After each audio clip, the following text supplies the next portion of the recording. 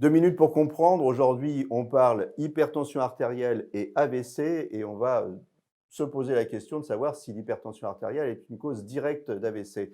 Cette question, je vais la poser au professeur Amarenko. Professeur Amarenko, vous êtes chef du service, AVC à l'hôpital Bichat.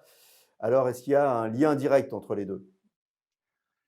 Oui, il y a un lien direct. On sait que avoir une hypertension artérielle multiplie par 6 le risque de faire un infarctus cérébral et par 10 le risque de faire une hémorragie cérébrale. Par quel mécanisme? Eh bien, lorsqu'il y a une hypertension dans les artères cérébrales, euh, cette hypertension fait en sorte que la paroi des petites artères s'épaissit pour lutter contre cette hyperpression.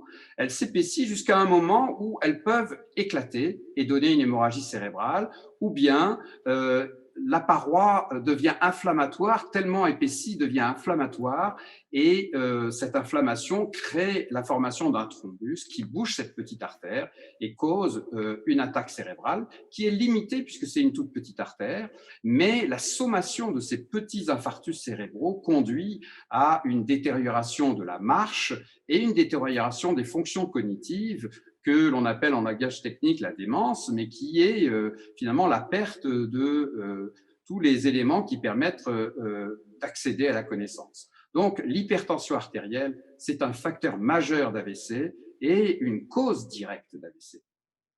À partir de quand on doit se préoccuper de prendre sa tension régulièrement? Tout au long de sa vie, on doit connaître les chiffres, ces chiffres de pression artérielle.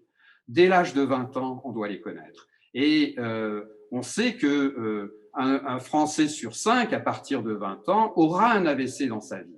Donc, connaître ces chiffres de pression artérielle, c'est permettre de la traiter et d'éviter l'attaque cérébrale.